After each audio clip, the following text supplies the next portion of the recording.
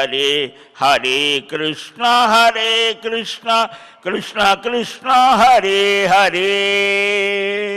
శుక్లాంబరధరం విష్ణుం శశివర్ణం చతుర్భుజం ప్రసన్నవదనం ధ్యాయేత్ సర్వవిఘ్నోపశాంతయే. యస్య ద్విరదవక్త్రాజ్యాః పారిషద్యాః పరస్సతం విఘ్నం నిఘ్నంతి సతతం విశ్వక్సేనం తమాశ్రయే. నమః శ్రీ వెంకటేశాయ నమో బ్రహ్మోదరాయ చ నమః శాంతాయ కృష్ణాయ నమస్తే అద్భుతకర్మణి అప్రాకృత శరీరాయ శ్రీనివాసాయ తే నమః. శ్రీలక్ష్మీవల్లభారంభాం విఖనో మునిమధ్యమాం అస్మదాచార్యపర్యంతాం వందే గురుపరంపరాం. అస్మత్శ్రీ గురుచరణారవిందాభ్యాం నమః.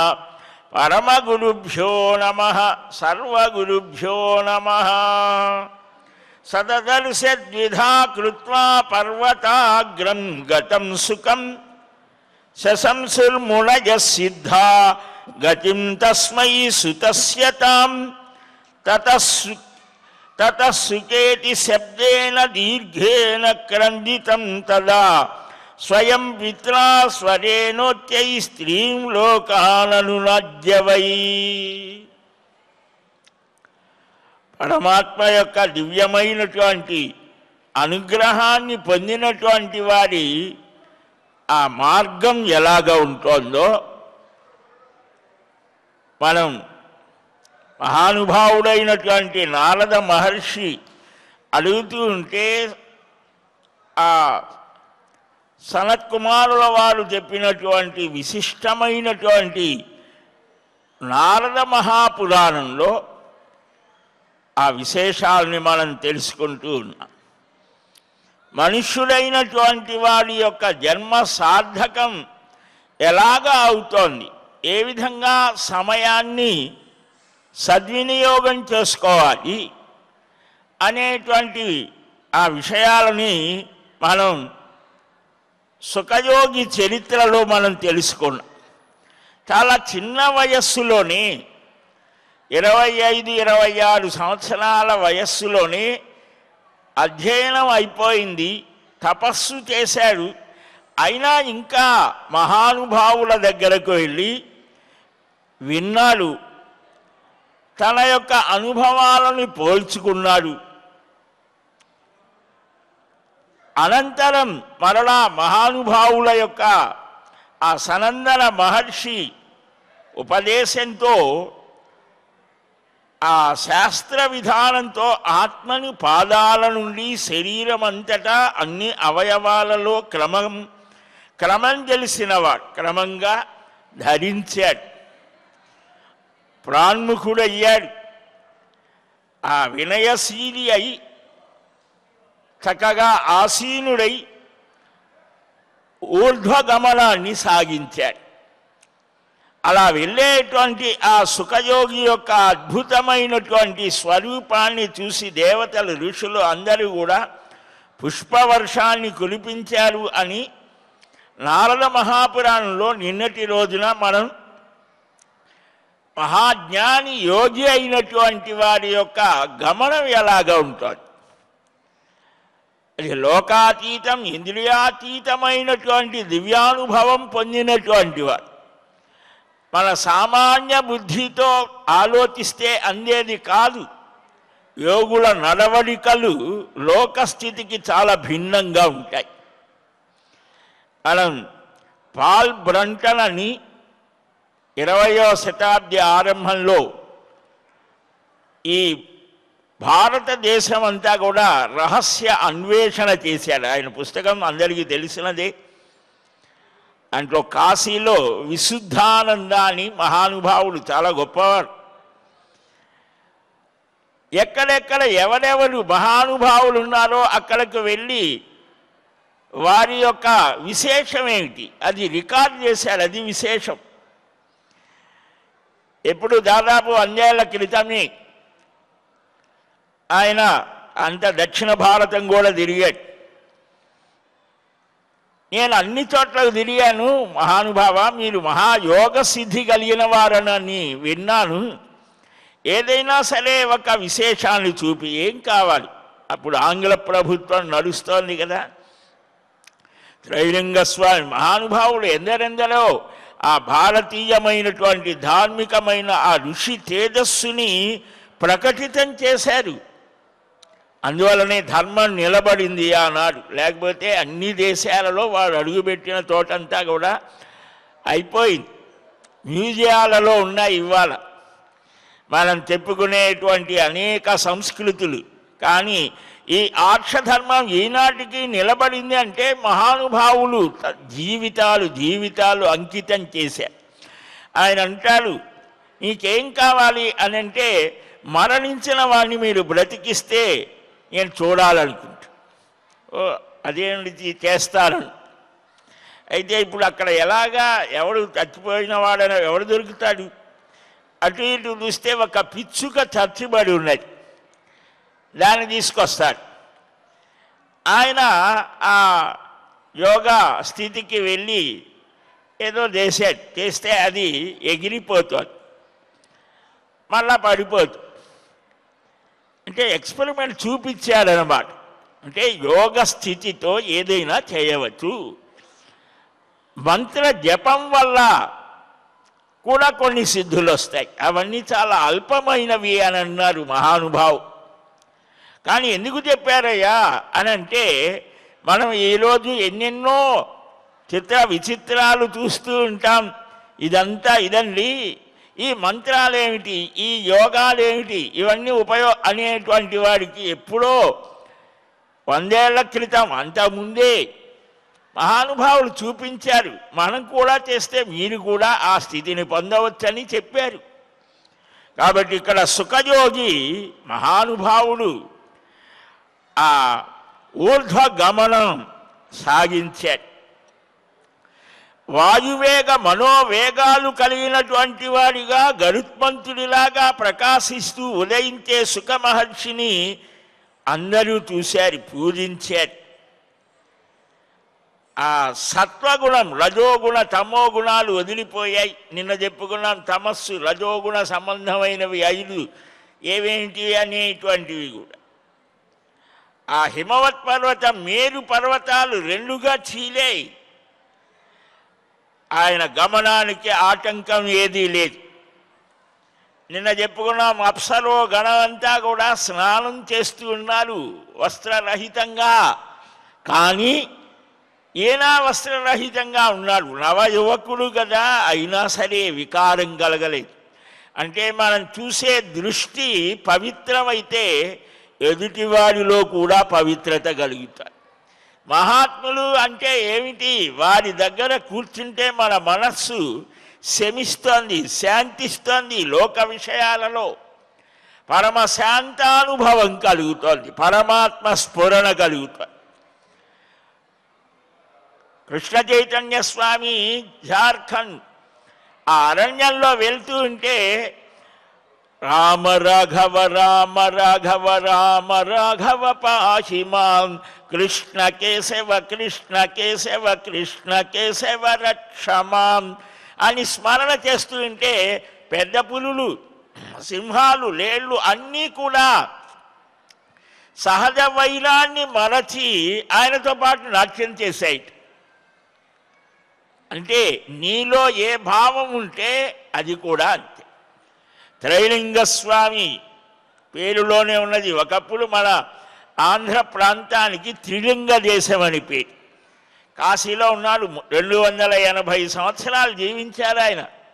16వ శతాబ్ది నుంచి 1850 దాకా ఎప్పటిదాకా ఉన్నాడు. అది రికార్డు, ఊరికనే మనం చెప్పేది కాదు. అది మొఘల్స్ కాలం నుంచి ఉన్నాడు. మన విజయనగరం దగ్గర ఆయన గొప్ప సాధన చేశాడు, మహాయోగి అయ్యాడు, హిమాలయాల్లో ఉన్నాడు. ఆ హిమాలయాలలో ఏకాంతంగా సాధన చేస్తుంటే నేపాల్ రాజా వచ్చాడు. ఆయన ఒక పులిని వేటాడుతూ వచ్చాడు. అది గురి తప్పి దానికి కాలుకి తగిలింది.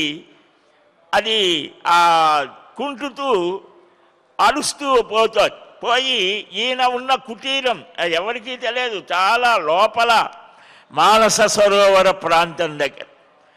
ఈయన కుటీరం దగ్గరికి పోయి వారు అనుకున్నారు, ఈ రోజుతో ఎవరో లోపల ఉన్నాడు సాధువు, ఆయన పని అయిపోయిందానికి. కానీ విచిత్రం, పిల్లిలాగా పడుకున్నది ఆయన దగ్గర. కంగుమని ఈయన మాట వినిపించింది, రాజా రావ, నిన్నేం చేయదు, నీలో క్రోధం ఉంటే దానిలో కూడా క్రోధం వస్తుంది. నీ భావమే ఎదుటివాడిలో ప్రతిఫలిస్తోంది. కాబట్టి నువ్వు ప్రేమగా ఉంటే అది కూడా అలాగే ఉంటుంది, నీకు ద్వేషం ఉంటే అది కూడా అలాగే ఉంటుంది, వాటికేం ప్రత్యేకమైన భావాలు ఉండవు అని ఆశ్చర్యాన్ని పొందాడు.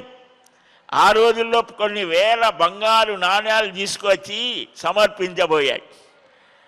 సమలోష్టాస్మ కాంచన సజీవ రూపం మహానుభావుడు, నాకెందుకయ్యా ఇవి, నీ దేశంలో అతి సామాన్యులైన వారికి, పేదవారికి దీన్ని పంచు, లేదా ప్రజోపయోగమైన పని చేయి, ధార్మికుడుగా నీవు సంచరించన్నాడు. ఎప్పుడు ఇలాంటి పనులు చేయొద్దాడు, రికార్డ్. కాబట్టి మహాయోగులు మన పురాణాల్లో శాస్త్రాల్లో చెప్పేవి ఏవో ఉబుసుపోక కబుర్లు కాదవి, కాలక్షేపానికి కాదవి, ఆచరించటానికి యోగ్యమైనవి. ఎవరికి ఏ సామర్థ్యం, ఎవరి స్థితిని బట్టి వారు ఆ గురువుల యొక్క ఆదేశంతో, మహాత్ముల యొక్క అనుగ్రహంతో వారు ఆ స్థితిని పొందుతారు. ఈ సుఖ మహర్షి అలా వెళుతూ ఉంటే, అంటే సర్వభూతాంతర్వర్తి అయినటువంటి పరమాత్మతో తాదాత్మ్యాన్ని పొందాడు. వికారం కలగలేదు. కానీ తండ్రి గారు వెనక సుఖా సుఖా సుఖా అని అరుస్తూ వచ్చారు. ఆయన చూడగానే వీరంతా సిగ్గుపడిపోయారట, వస్త్రాలు ధరించి. ఎంత విచిత్రం అంటే ఆయన దృష్టి వేరు, ఆయనకు ఆ స్త్రీ పురుష భేదం పోలేదు అని వారే చెప్తారు. ఏంటమ్మా, ఆయనకు కూడా యాంగ్జైటీ, ఒక కుతూహలం కలిగింది. మా పిల్లవాడు ఆయన వెళ్తూ ఉంటే నిర్వికారంగా ఉన్నారు, ఏంటి నన్ను చూడగానే ఇలాగా ఉన్నారు, మీ తండ్రి వయస్సు వాడిని, మహాయోగిని అని ఆయనే చెప్పుకున్నాడు పాప. అంటే వారు చెప్పారు స్పష్టం, నీకు ఇంకా భేదభావన పోలేదు, నీ దృష్టిలో ఏకత్వం కలగలేదు. మహానుభావులు చతుర్వేద విభాగం చేసిన వాడు, బ్రహ్మసూత్రాలు, అష్టాదశ పురాణ వాన్మయం. అంటే ఇక్కడ ఒకే స్థితిని తండ్రి కుమారుడు, కుమారుని తండ్రి అనుసరించి చాలా రహస్య విశేషాలు ఉన్నాయి. అప్పుడు సర్వభూతాంతర్గతులుగా తన కుమారుడిని చూసి పరితాపాన్ని పొందుతూ ఉన్నాడు. ఆ సత్వాది గుణాలను కూడా త్యజించారు. ఆ తేజోవంతుడైన కుమారుడి ప్రభావాన్ని చూసి ఆ వ్యాస మహర్షి అలాగా ఉంటే పరమశివుడు రుద్రుడు వచ్చాడు. ఎందుకయ్యా మహాముని, ఆయన ఎందుకు వచ్చాడు? ఆయన్నే ప్రార్థిస్తే సంతానం కోసం, ఎలాంటి సంతానం కావాలి? నీరులాగా, నిప్పులాగా, ఆకాశంలాగా, ఇలాగ పంచభూతాల లాంటి పవిత్రమైనటువంటి యోగ్యుడైనటువంటి కుమారుడు కావాలని తపస్సు చేశాడు. అలాంటి వాడు వచ్చాడు కదా. నీ కుమారుడు సుఖబ్రహ్మ, సర్వలోకాలని సంచరిస్తాడు. ఎందుకు నీ దగ్గరికి మళ్ళా వస్తాడు? బాధపడకన్నాడు. ఇక్కడే ఛాయాసుకుని ఉంచాడని ఆ సుఖ మహర్షి తపస్సు చేసినది మన తిరుసుకనూరు అంటాడు, తిరుచానూరు. అక్కడ ఈనాటికి బలరాముడు, కృష్ణ భగవానుడు కూడా ఉన్నాడు. అమ్మవారి ఆలయం ప్రక్కనే సుఖాశ్రమం అది. ఛాయాసుకుల్ని అక్కడ పెట్టి వెళ్ళారని కూడా మనకు భవిష్యోత్తర పురాణం చెప్తోంది. అందుకని ఈనాటికి అక్కడ అది అగ్రహారం అని, అక్కడ వేదపారాయణ చేసేవారిని నిలిపారని, ఆ సుఖయోగి ఆకాశ మహారాజు ద్వారా ఆకాశ మహారాజు పంపితే శ్రీనివాసుడి దగ్గరకు వచ్చారు. మొన్న మనం చెప్పుకున్నాం పద్మావతి పరిణయోత్సవ సన్నివేశం. సరే అని అన్నాడు, ఓదారిస్తే నీ కుమారుడు గొప్పవాడవుతుంటే నువ్వెందుకయ్యా బాధ? యోగుల యొక్క స్థితిలో, భక్తుల యొక్క చరిత్రలో వాళ్ళు చాలా పెద్ద పోరాటం చేయాలి. శరీరంతో, మనస్సుతో, ఇంద్రియాలతో యుద్ధం చెయ్యాలి. కేవలం ఇదే కాదు, సమాజంతో, కుటుంబం దగ్గర నుంచే మొదలు. వాడు ఏదైనా చేస్తున్నారంటే నీకెందుకురా, ఇప్పుడే ఎందుకు, అన్నీ అయిపోయిన తర్వాత చేయాలి, ఏవేవో చెప్తారు. మధ్యలోనే ఆగిపోయేవారు 99%. మనుష్యానాం సహస్రేషు కశ్చిత్ యతతి సిద్ధయే యతతామపి సిద్ధానాం కశ్చిన్మాం వేత్తి తత్వతః.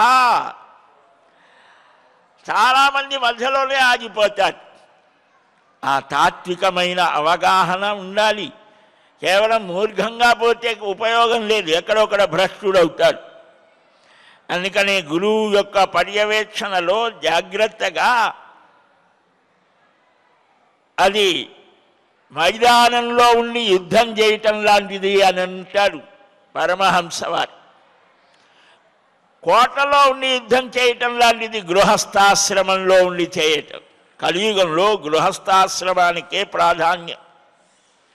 ఆ యోగ్యత ఉండేవారు ఉంటారు, అది వేరే విషయం. దీనిలో ఉండి కలియుగంలో నారదీయ భక్తి, నామ సంకీర్తన ఇది ప్రధానం. తక్కినవి లేవు కావని కాదు, దానికి సరైన వాడు ఉన్నవాడు వెళ్తాడు, ఎవడు చెప్పక్కర్లేదు. కానీ ఇక్కడ సామాన్యంగా కలియుగంలో భగవన్నామ స్మరణ చేస్తూ, ధర్మాచరణ చేస్తూ, గృహస్థుగా ఉండి అతిథి అభ్యాగతులని ఆదరిస్తూ చేయవలసిన కర్తవ్యాన్ని చేస్తే చాలని కూడా మహానుభావులు చెప్పారు. నామ సంకీర్తనం యస్య సర్వపాప ప్రణాశనం హరేన్నామ హరేన్నామ హరేన్నామైవ కేవలం కలవు నాస్త్యేవ నాస్త్యేవ నాస్త్యేవ గతిరన్యథా. పద్మపురాణం ఇతరమైనవన్నీ చెప్తూ ఉన్నాయి. కలవు సంకీర్త్య కేశవం విష్ణు పురాణం. కాబట్టి మనకేది తగినది అది చూసుకోవాలి, మనం ఎంతవరకు చేయగలం. దేశకాల స్థితులని అనుసరించి చేయాలి. ఎక్స్ట్రాడినరీ వారు వేరు. మహానుభావులు ఎన్నో జన్మల సుకృత విశేషం చేత వారు 60 ఏళ్లకు కూడా మొదలుపెట్టి సాధన చేసి యోగ్యతని పొందిన వారు ఉన్నారు. వారి ఆ స్థితి వేరు. సరే, ఇక్కడ సుఖమహర్షి ఇలాగ బ్రహ్మస్వరూపుడై సర్వలోకాలను సంచరించారట. వ్యాస మహర్షి ఇలాగా పరమశివుడు ఓదారిస్తే తన ఆశ్రమానికి వెళ్ళాడు. సర్వలోకాలు సంచరించాడు సుఖయోగి. మనం ఉన్నటువంటి భూలోకం ఒక్కటే శాశ్వతం అని కాదు. మనకు ప్రతిరోజు శ్రీవారి కళ్యాణం చేస్తారు కదా, దాంట్లో పఠిస్తూ ఉంటారు. భూలోక, భువర్లోక, సువర్లోక, మహర్లోక, జనోలోక, తపోలోక, సత్యలోక. మన క్రింద కొన్ని ఉన్నాయి, అధోలోకములు అని ఉన్నారు.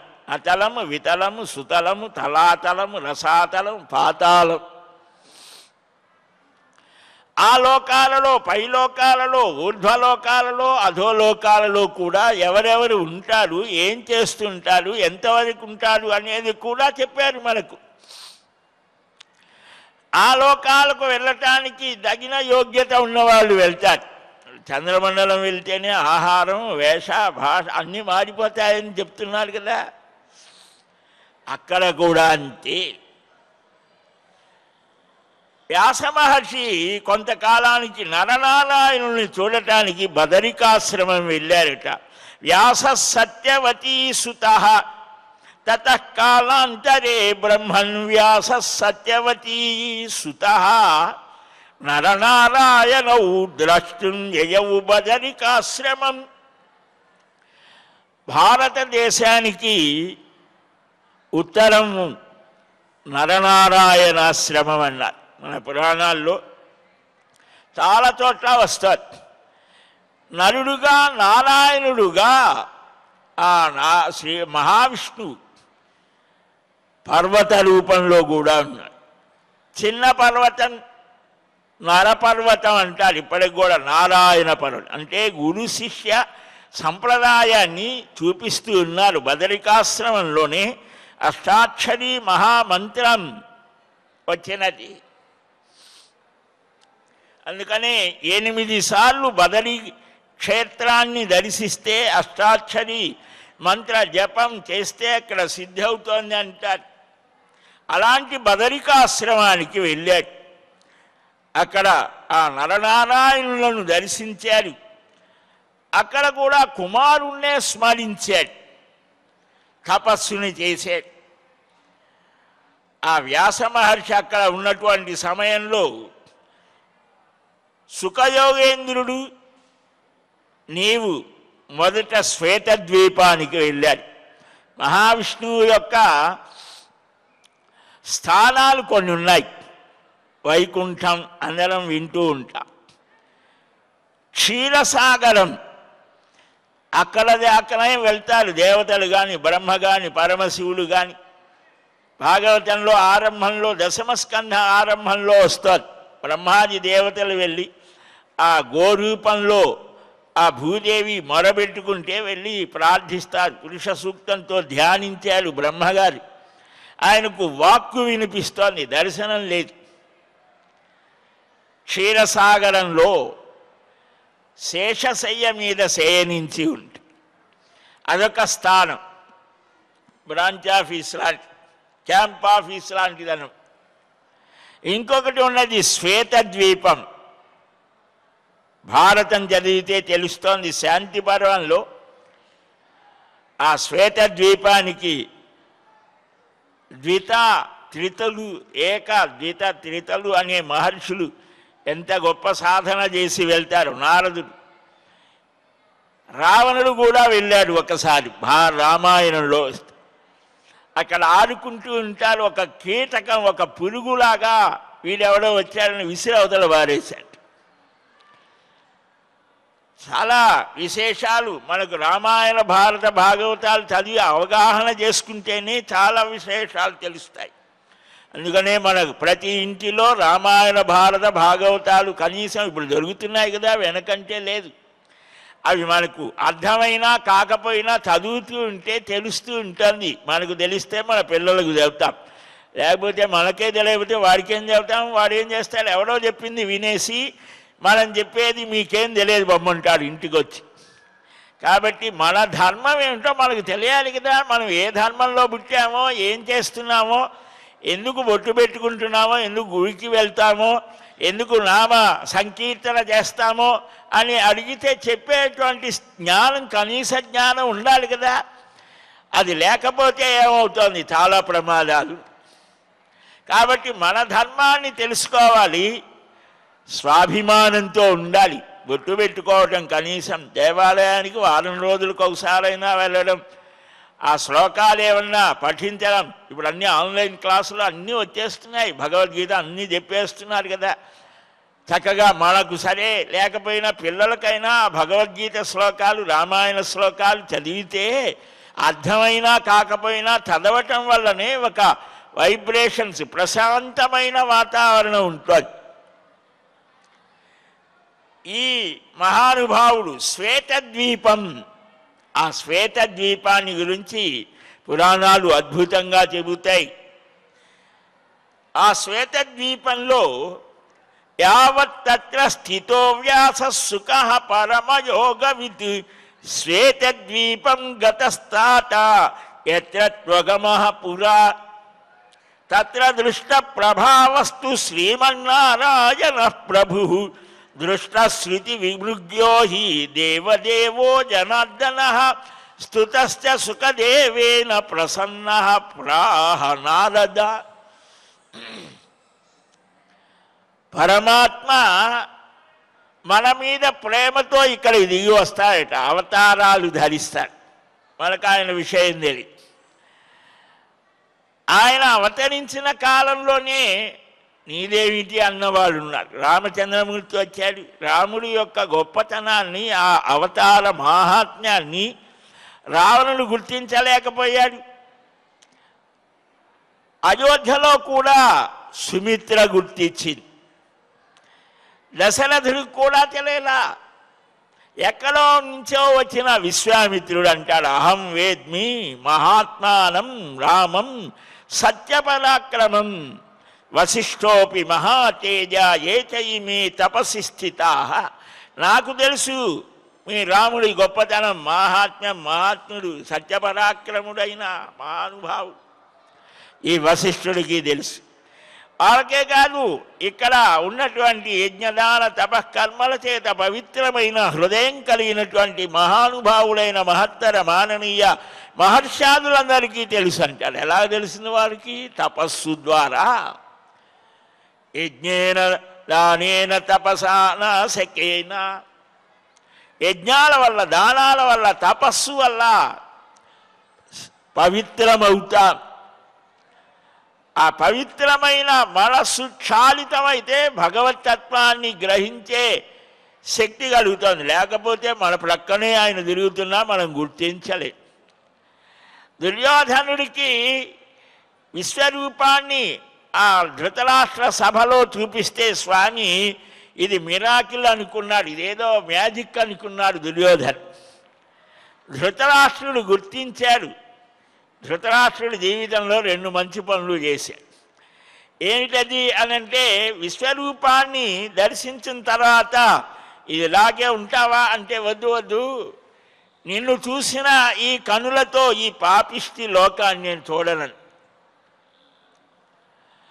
సనత్సుజాతుల వారి ద్వారా విన్నాడు, ఈ విదురుని ద్వారా విన్నాడు, సంజయుడి ద్వారా విన్నాడు, మహర్షాదుల ద్వారా విన్నాడు. చిట్ట చివరిలో సర్వాన్ని త్యజించి వానప్రస్థాశ్రమం తీసుకొని వెళ్ళి ఆ అరణ్యంలో తాను చేసేటువంటి ఆ యజ్ఞాల యొక్క, ఆ త్రేతాగ్నుల యొక్క ఆ దీంట్లోనే శరీరాన్ని కాల్చివేసుకున్నాడు.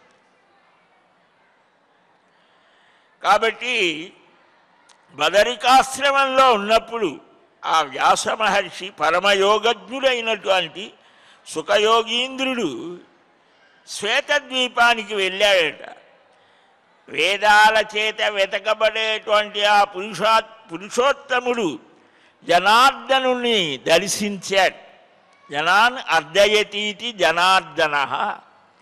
ప్రళయకాలంలో ప్రాణులనందరినీ తనలో లీనం చేసుకుంటాడు కాబట్టి జనార్దన. వెంటనే స్తుతించారట. శ్రీ భగవానువాచ. అప్పుడు సుఖయోగిని చూసి శ్రీహరి అంటాడు, త్వయా దృష్టోస్మి యోగీంద్ర సర్వదేవరః స్థితః సనత్కుమార జిష్టేన సిద్ధో యోగేన బాలవ త్వం పరాగతి మార్గస్థో లోకాన్ పశ్య యథేచ్ఛయా ఇత్యుక్తో వాసుదేవేన తం నత్వారణి సంభవః వైకుంఠం ప్రయయౌ విప్ర సర్వలోక నమస్కృతం. పరమయోగి సుఖ, దేవతలందరికీ కనిపించకుండా ఉన్నటువంటి నన్ను నీవు చూడగలిగావు. ఎలాగ చూడగలిగావు? సనత్కుమార మహర్షి యొక్క సేవ చేసి ఆయన ఉపదేశించినటువంటి యోగం చేత సిద్ధి పొందామన్నారు. గురువు అనుగ్రహం లేనిదే ఎవరు ఏమీ పొందలేరు. ఇది మనం బాగా గుర్తుపెట్టుకోవాలి.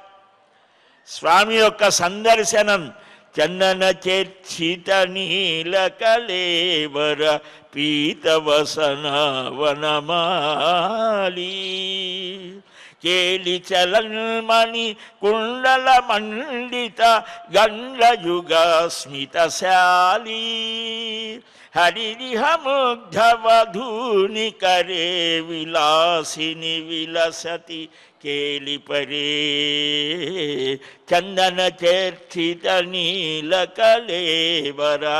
జయదేవుల వారు అద్భుతంగా దర్శించిన ఆ సుందర సుకుమార నీలమేఘ కోమల శ్యామల స్వరూపాన్ని దర్శించిన సుఖయోగి అద్భుతమైన స్తుతి చేస్తాడు.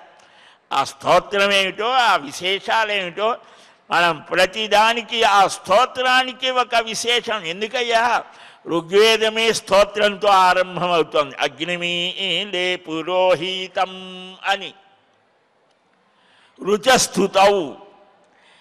ఆ దేవతా స్తోత్రం చేత, శ్రవణం చేత, పారాయణ చేత, అందుకనే మనం ప్రతిరోజు వేదపారాయణ శ్రీ వెంకటేశ్వర భక్తి మాధ్యమం ద్వారా ఋగ్వేద, యజుర్వేద, సామవేద, అధర్వణ వేద 4 వేదాలు క్రమపాఠం ఘనపాఠం చక్కగా అందిస్తున్నారు. అది వింటేనే చాలు, మన గృహం పవిత్రమవుతుంది. శబ్దరూపమైన పరబ్రహ్మ స్వరూపం ఆ పరమాత్మ యొక్క స్థుతి ఎలాంటిదో అనేది దాన్ని మనం మరలా రేపు గ్రహిద్దాం శ్రీవారి అనుగ్రహంతో ఆ విశేషాలను. శ్రీకృష్ణ గోవింద హరే మురారే హే నాథ నారాయణ వాసుదేవా గోవింద జయ జయ గోపాల జయ జయ రాధారమణ హరి గోవింద జయ జయ. హరే రామ రామ రామ హరే హరే, హరే కృష్ణ కృష్ణ కృష్ణ హరే హరే. స్వస్తి ప్రజాభ్యః పరిపాలయంతాం న్యాయేన మార్గేణ మహీం మహీశాః. గోబ్రాహ్మణేభ్యः శుభమస్తు నిత్యం. లోకాः సమస్తాः సుఖినో భవంతు. కాలే వర్షతు పర్జన్యः పృథివీ సస్యశాలినీ. దేశోऽयं క్షోభరహితో బ్రాహ్మణాः సంతు నిర్భయాः. శ్రియః కాంతాయ కళ్యాణ నిధయేర్ధినాం శ్రీవేంకటనివాసాయ శ్రీనివాసాయ మంగళం.